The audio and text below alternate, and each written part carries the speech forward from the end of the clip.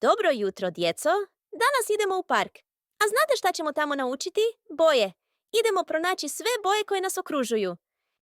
Pogledaj ovu loptu. Crvena je kao jagoda. Crveno je boja ljubavi i veselja. Crvena, crvena, skače lopta ta, vesela i živa, uvijek s nama igra.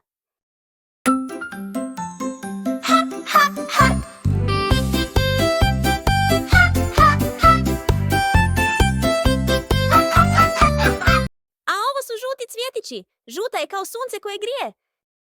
Žuto sunce sja, žuti cvjet miriše. Kad sunce grije, sve više i više.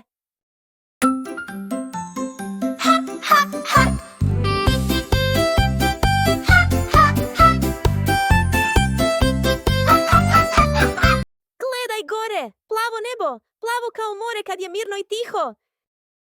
Plavo nebo visoko, plavo kao san, ptice lete sretno, divan, vedar dan.